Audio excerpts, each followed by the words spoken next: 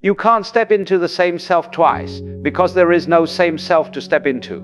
The self you see is not a fixed thing, it's a dance, a pattern, a whirlpool in the stream of experience. When you look closely, you discover that what you call I is a momentary configuration, a pattern of memory, sensation, and thought that is constantly forming and dissolving like waves upon the sea.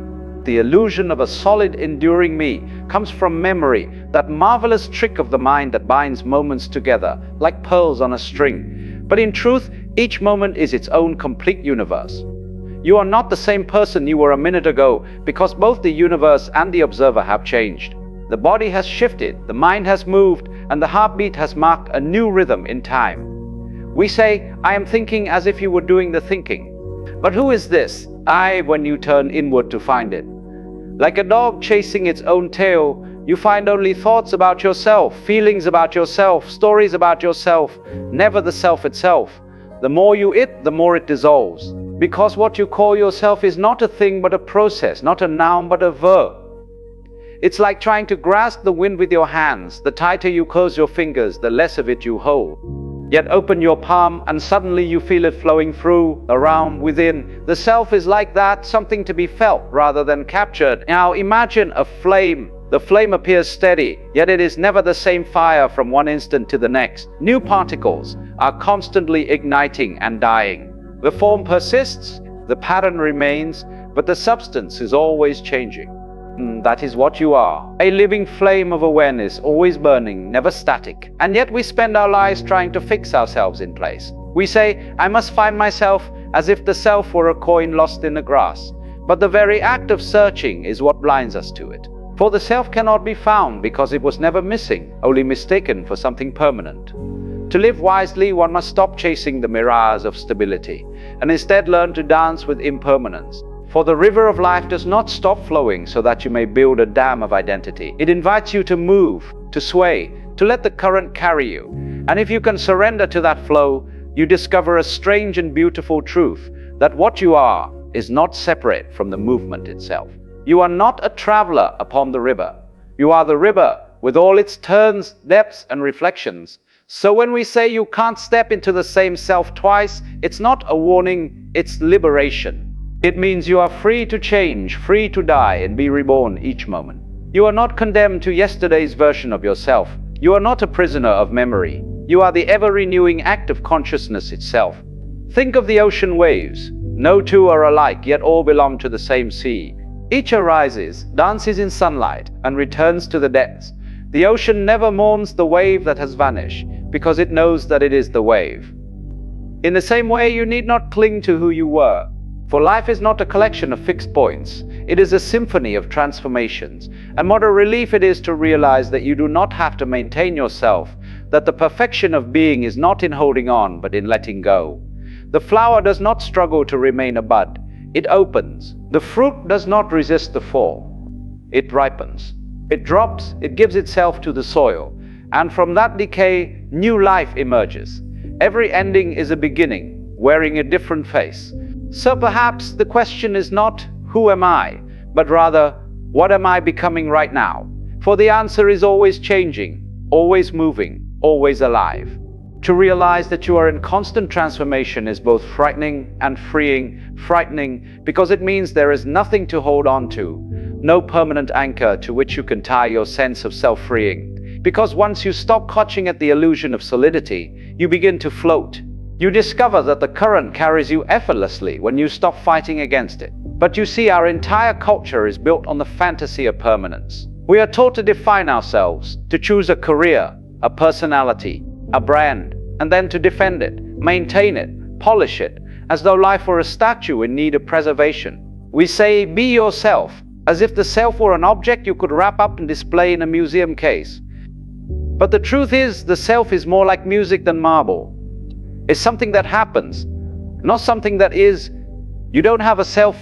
You play it the way a musician plays an instrument. And just as a song is never the same when performed twice, neither are you. Every note you play is born in the moment, and it fades when the moment ends. It's why we call it playing. It's spontaneous, alive, full of risk and discovery. When you cling to a fixed image of yourself, life loses its music. You start performing from memory, repeating old refrains, afraid to improvise. But existence is jazz. It thrives on surprise, on subtle dissonances that somehow resolve into beauty. The melody of being arises from your willingness to change key, to modulate, to let go of what was and trust what is emerging. Have you ever noticed how rivers carve their way through rock? Not by force, but by persistence, by flowing, bending, adjusting. That's the way to live. Fluidly, to be like water, as the saying goes, not because it is soft or weak, but because it adapts to every shape without losing its essence. You cannot step into the same river twice, they say. But even more profoundly, you cannot step into the same you twice, because both you and the river are always in motion. Every moment is a death and a birth. The child you once were has died 1,000 times, and yet something of that innocence still sings within you. The fears and doubts that once bound you have faded, and in their place, new ones bloom, each generation of self rising and falling like waves on the tide of time. And perhaps when we finally cease resisting change, we discover that death itself is not an end, but merely a change of rhythm. Consider how the seasons turn. The tree sheds its leaves in autumn, not because it despairs, but because it knows the pattern of renewal. The leaf does not mourn its fall, it fulfills its purpose by returning to the earth. And in spring, that same earth bursts forth with new life. Life and death, growth and decay, these are not opposites, but partners in an eternal dance. So too with you. Every time you let go of who you think you are, you make space for what you might become. When you cling, you stagnate. When you release, you flow. And yet the irony is that many of us cling even to our suffering. We say, "This is my pain, my trauma, my story," and we defend it as if it were a treasure. But the moment you identify with your wound, you give it life beyond its natural course. You mistake the scar for the skin, forgetting that healing is the art of becoming new. You can't step into the same self twice. Even your pain transforms if you let it. The self then is a mirror reflecting the ever-changing sky. Clouds pass, storms rage, the sun returns, but the mirror itself is untouched. Beneath the flux of emotions, desires, and fears lies something still, something vast. Not the self you imagine, but the awareness that beholds it. The mirror doesn't cling to the images that cross its surface. It allows them to come and go, and that is the secret of peace. To live in this awareness is to move with life rather than against it. To say yes to the tide, the turn, the transition. When you cease to resist change, you cease to suffer, because suffering at its root is the refusal to move, the attempt to make permanence out of a process. So when a wave of change comes, and it always comes, do not brace yourself against it. Dive into it. Feel its coolness, its power, its pull. You'll find that it doesn't drown you. It carries you because you are the wave. They are like musicians who never play the same song twice, even when the melody is familiar. So ask yourself, not who am I, but what am I now? And notice how the answer changes with each breath. When you wake in the morning, you're new. When you breathe in, new air fills your lungs. Air that has traveled through forests and over mountains and through the breath of countless beings. You are made of everything you have ever touched, seen, tasted, or loved. And that is the great cosmic joke. The self you cling to has never been yours alone. It's the echo of everything. The universe is continuously becoming you, and you are continuously becoming it. That's why you can't step into the same self twice, because the universe has moved on, and so have you. Each instant is the Big Bang happening again and again in the smallest of gestures, a blink, a heartbeat. If you can see that, truly see it, every moment becomes sacred. Every change, every loss, every birth, every ending. All of it glows with significance. For it is not a story of something falling apart, but of something endlessly unfolding. And in that unfolding, you are both the dancer and the dance. You are the river, you are the mirror and the reflection, forever meeting yourself anew. When you realize that you are both the dancer and the dance, something miraculous happens. Fear begins to dissolve. Because what is fear really except the trembling that comes from believing? You are separate from the movement of life. We fear change because we think it happens to us. But when you awaken to the truth that you are change, that you are the happening, then fear has no ground to stand on. It's as though you've been standing at the edge of the ocean, terrified of the waves, thinking they might sweep you away, until one day you realize that you are the water. And the moment that recognition dawns, what was once terror becomes ecstasy. you stop resisting the rhythm and start dancing with it. This is why those who understand the nature of self move through the world with a peculiar serenity. They are not attached to who they were yesterday, and so they are not afraid of who they might become tomorrow. They flow, they bend, they laugh at the absurdity of trying to hold the wind in a box. But of course, we live in a world that worships the box. We built entire civilizations on the illusion of control. We measure, name, define, label, trying to make the living world sit still long enough for us to understand it. And yet, the more we dissect it, the less alive it becomes, like a butterfly pinned to a board. It's easy to study, but the beauty is gone. You cannot know life by standing apart from it. You can only know it by being it. And this is the paradox. To understand life, you must stop trying to understand it. You must live it, taste it, lose yourself in it. You can't step into the same self twice, because the very act of stepping changes both the self and the step. The observer and the observed are one process, a single vibration of awareness turning upon itself. When you see this clearly, even your thoughts lose their solidity. They come and go like clouds in the sky, and you stop taking them so seriously. You realize that thinking too is an event in consciousness, not a command from the throne of I. And once that burden lifts, you become light. You begin to laugh, not because everything is funny, but because everything is so alive. The laughter of enlightenment, if we can call it that, is the laughter of recognition. That all the while you were chasing yourself in circles, playing hide and seek with your own reflection. As an old image I love, that of the wave, realizing it is the ocean. For so long it feared falling, feared crashing upon the shore, until it saw that what it calls falling is simply the ocean returning to itself. The rise and fall are not two, they are one gesture. You too rise and fall in the same way. Every joy and sorrow, every success and failure, every birth and death, they are all the ocean breathing. The tragedy of life, if there is one, is that we forget this. We try to live as if we were separate bubbles, each guarding its thin film of identity, terrified of bursting. But the bursting is the bliss. The popping of the bubble is not the end of you. It is your reunion with everything. And perhaps deep down, this is what we are all yearning for. To dissolve, to merge, to come home. Every act of love is a rehearsal for that dissolution. Every moment of beauty is a reminder of what you already are. You see a sunset, and for a moment you forget yourself. You lose your edges. That right there is awakening. The self is not a prison to escape from, nor a trophy to polish. It is a doorway. Through it, life peers at itself and says, "Ah, so this is what I look like from here." And then it changes the view. So when you meet yourself tomorrow, and you will meet gently, don't demand that you be the same as yesterday. Allow yourself the freedom to be different. When you feel sadness, don't say, "This is not me." When you feel joy, don't say, "This is who I am forever." Both are waves, both are true, both will pass. To live fully is to let each moment wash over you, and then recede without clinging, without resistance. Then life becomes what it was meant to be, a flowing, effortless dance of being and becoming, forever discovering itself. And perhaps that is what eternity truly means. Not a frozen forever, but an infinite unfolding the universe, breathing itself in and out again and again.